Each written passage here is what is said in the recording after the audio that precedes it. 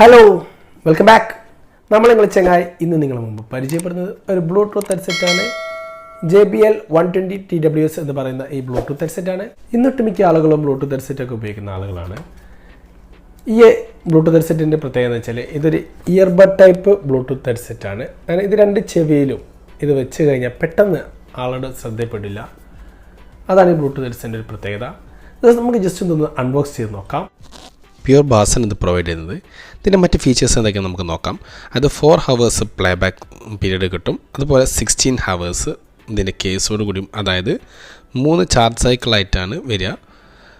Plus 4 hours, അങ്ങനെ total 12 + 4 16 hours കിട്ടും. അതുപോലെ 15 മിനിറ്റ് ചാർജ് ചെയ്ത് കഴിഞ്ഞാൽ 1 മണിക്കൂർ നമുക്ക് പ്ലേ ബാക്ക് ചെയ്യാൻ പറ്റും. അതുപോലെ ബ്ലൂടൂത്ത് 4.2 ആണ്. ബട്ടൺ കൺട്രോൾസ് ഉണ്ട്. അതുപോലെ മൈക്രോ USB ചാർജിങ് ആണ്. 6 കളറുകളിൽ ഇത് അവൈലബിൾ ആണ്. അതുപോലെ സിറി, ഗൂഗിൾ അസിസ്റ്റൻസ് ഒക്കെ ഇത് പ്രൊവൈഡ് ചെയ്യുന്നുണ്ട്. തുടങ്ങിയതാണ് ഇതിൻ്റെ ഫീച്ചേഴ്സ് വരുന്നത്.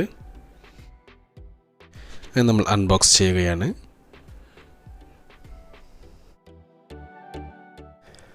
ബോക്സിനുള്ളിൽ നമുക്ക് എന്തൊക്കെയെന്ന് നോക്കാം. 2 ചെവിയിലും വെക്കുന്ന Bluetooth device, charging case, charging cable, quick start guide, അതുപോലെ 3 സൈസിലും വരുന്ന ഇയർബഡ്സ്, സ്മോള്, മീഡിയം, ലാർജ് തുടങ്ങിയവയൊക്കെയാണ് ഇതിൻ്റെ കൂടെ നമുക്ക് അവൈലബിൾ ആയിട്ടുള്ളത്. ഇതിൻ്റെ ക്വിക്ക് സ്റ്റാർട്ട് ഗൈഡ് നമുക്കൊന്ന് നോക്കാം. വാട്ട്സ് ഇൻ ദ ബോക്സിനോട് എന്തൊക്കെയാണ് അവൈലബിൾ ആയിട്ടുള്ളത്, അതുപോലെ ഹൗ ടു വെയർ, ഇതെങ്ങനെ നമ്മൾ ഉപയോഗിക്കേണ്ടതെന്നും ഇതിൽ വ്യക്തമായിട്ട് കൊടുത്തിട്ടുണ്ട്. തെറ്റ് ശരി കൊടുത്തിട്ടുണ്ട്. അതുപോലെ ഫസ്റ്റ് ടൈം യൂസ് ചെയ്യുമ്പോൾ എങ്ങനെയാണ് യൂസ് ചെയ്യേണ്ടതെന്നും മറ്റു കാര്യങ്ങളും കൊടുത്തിട്ടുണ്ട്.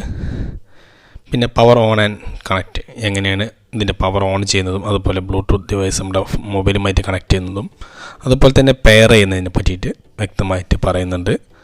ഓട്ടോമാറ്റിക് പെയറിങ് കാര്യങ്ങളൊക്കെ ഉണ്ട്. പിന്നെ അതുപോലെ പവർ ഓഫ് എങ്ങനെ ചെയ്യേണ്ടതെന്നുണ്ട്.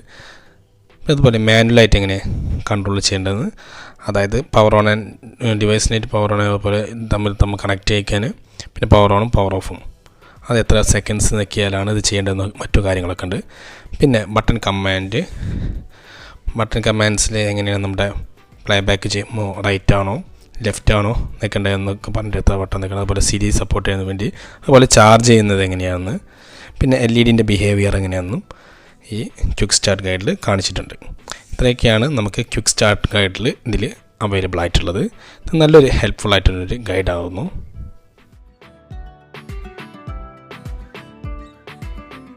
ഇനി നമുക്ക് ഈ ഇയർബഡ്സും ചാർജിങ് കേസൊക്കെ ഒന്ന് പരിശോധിച്ച് നോക്കാം. നമ്മൾ ഇത് രണ്ടാണ് ഇയർബഡ്സ് വെച്ച് ചാർജ് ചെയ്യുന്ന സ്ഥലം. ചാർജിങ് കേസാണ് നമ്മൾ നേരത്തെ കണ്ടത്. ഇത് റൈറ്റ് ഇയർബഡ്സാണ്. ഈ 3 പോയിൻ്റാണ് നമ്മൾ ചാർജിങ് കേസിൽ വെച്ച് ചാർജ് ചെയ്യുന്നത്.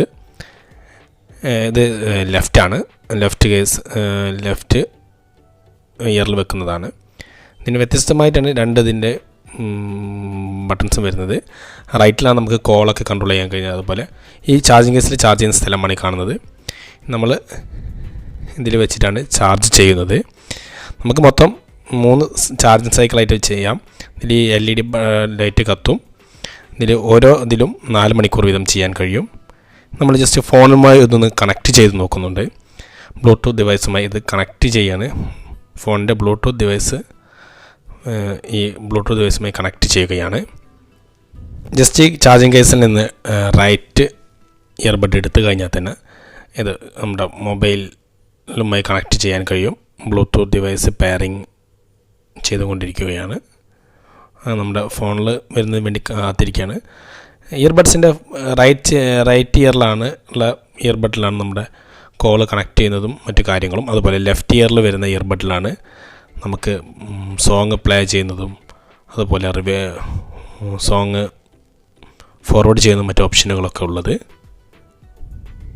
ഓക്കെ, നമ്മൾ ഫോണുമായി കണക്ട് ചെയ്യുന്ന പ്രൊസീഡ് ഏകദേശം നടന്നുകൊണ്ടിരിക്കുകയാണ്. ഓക്കെ, പെയർ ചെയ്തു. നമുക്കത് ജസ്റ്റ് ഒന്ന് പ്ലേ ബാക്ക് ചെയ്ത് നോക്കാം. ഒരു കോപ്പിറൈറ്റ് സോങ് നമുക്കൊന്ന് പ്ലേ ബാക്ക് ചെയ്ത് നോക്കാം. ഗൈസ്, നമ്മൾ ഫോണിൽ ജസ്റ്റ് ഒന്ന് കണക്ട് ചെയ്തിട്ടുണ്ട്. കണക്ട് ചെയ്തതിന് ശേഷമുള്ള ഒരിതാണിത്. കണ്ടില്ലേ, ഇതുപോലെയാണ് ഉണ്ടാവും. പെട്ടെന്ന് ആളുകൾ നോക്കിയാൽ നമ്മുടെ ശ്രദ്ധപ്പെടില്ല ഇങ്ങനെ ബ്ലൂടൂത്ത് ഹെഡ്സെറ്റ് നമ്മൾ ഉപയോഗിക്കുന്നുണ്ടെന്നുള്ളത്. നമ്മൾ കോപ്പിറൈറ്റ് ഫ്രീ സോങ് നമ്മൾ ഫോണായിട്ട് കണക്ട് ചെയ്തിട്ടുണ്ട്. അപ്പോൾ ഒരു കോപ്പിറൈറ്റ് ഫ്രീ സോങ് നമ്മളൊന്ന് പ്ലേ ചെയ്ത് നോക്കാം. ഓക്കെ,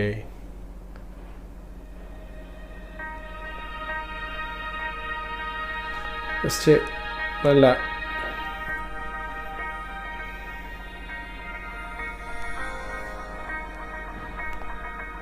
ശബ്ദമാണ്, നല്ല അടിപൊളി ശബ്ദം.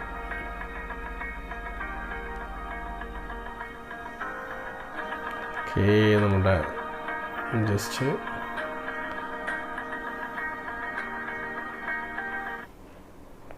വാവ്, അടിപൊളി ശബ്ദം. അപ്പോൾ നമ്മളിപ്പോൾ കോപ്പറേറ്റ് ഫ്രീ സോങ് ഒക്കെ നമ്മളൊന്ന് പ്ലേ ചെയ്ത് നോക്കി, നല്ല ക്ലാരിറ്റി ഉണ്ട്. അതുപോലെ തന്നെ ഞാൻ ഈ ഒരു കോൾ ചെയ്ത് നോക്കി, അപ്പോൾ നല്ല ക്ലാരിറ്റി ഉണ്ട്. പക്ഷേ എനിക്കൊരു സംശയം എന്ന് വെച്ചാൽ, ഇപ്പോൾ ഞാൻ കോൾ ചെയ്തത് ഇവിടെ ഈ റൂമിലിരുന്ന് കൊണ്ടാണ് വിളിച്ചത്. അപ്പോൾ അതിൽ കുഴപ്പമില്ല, നല്ല ക്ലാരിറ്റി ഉണ്ടെന്ന് അവർ പറഞ്ഞു. പക്ഷേ എനിക്കൊരു സംശയം എന്ന് വെച്ചാൽ, നമ്മൾ ക്രൗഡിൻ്റെ ഇടയിലോട്ട് ഇറങ്ങുമ്പോൾ, അതായത് ഇപ്പോൾ പുറത്തൊക്കെ ഇറങ്ങുമ്പോൾ അവിടെ പല ശബ്ദങ്ങളുണ്ടാകും. അപ്പോൾ അതിൽ ചില ഹെഡ്സെറ്റൊക്കെ പറ്റുന്നൊരു കുഴപ്പമെന്ന് വെച്ചാൽ, ചില ഹെഡ്സെറ്റുകൾ നോയ്സ് ക്യാൻസലേഷൻ സപ്പോർട്ട് ചെയ്യാറില്ല. അപ്പോൾ അതിൽ നമുക്ക് പുറത്തുള്ള ശബ്ദം ആ വിളിക്കുന്ന ആളുകൾക്ക് നന്നായിട്ട് കേൾക്കും. അത് അവർക്ക് ഭയങ്കര ഇറിറ്റേഷൻ ഉണ്ടാകാറുണ്ട്. അപ്പോൾ ഇതിൻ്റെ ഇത് എത്രത്തോളം നോയ്സ് ക്യാൻസലേഷൻ ഉണ്ടോ ഇല്ലയെന്നൊന്നും എനിക്കിപ്പോൾ അറിയില്ല. അപ്പോൾ ഞാൻ അതിനെ പറ്റിയിട്ട് കൂടുതൽ നോയ്സ് ക്യാൻസലേഷൻ്റെ എഫക്റ്റ് എങ്ങനെയാണെന്ന് ഞാൻ എൻ്റെ അനുഭവത്തിൽ ഞാൻ പറയാം. ഞാൻ കമൻറ്റ് ബോക്സിൽ നിങ്ങൾക്ക് രേഖപ്പെടുത്താം. അപ്പോൾ നിങ്ങൾക്ക് ഈ വീഡിയോ ഇഷ്ടമായെങ്കിൽ നിങ്ങൾ ലൈക്ക് ചെയ്യുക. അതുപോലെ തന്നെ നിങ്ങളുടെ അഭിപ്രായങ്ങളും നിങ്ങളുടെ സംശയങ്ങളും ഈ വീഡിയോക്ക് താഴെ കമൻറ്റ് ബോക്സിൽ രേഖപ്പെടുത്തുക. നിങ്ങൾ ഈ വീഡിയോ കാണുന്നത് യൂട്യൂബിലാണെങ്കിൽ ഇതുവരെ ഈ ചാനൽ സബ്സ്ക്രൈബ് ചെയ്യാത്ത ആളുകൾ സബ്സ്ക്രൈബ് ചെയ്യുക. നിങ്ങൾ ഈ വീഡിയോ കാണുന്നത് ഫേസ്ബുക്കിലാണെങ്കിൽ ഇതുവരെ ഈ പേജ് ഫോളോ ചെയ്യാത്ത ആളുകൾ ലൈക്ക് ചെയ്യുക, ഫോളോ ചെയ്യുക. അപ്പോൾ ഓക്കെ.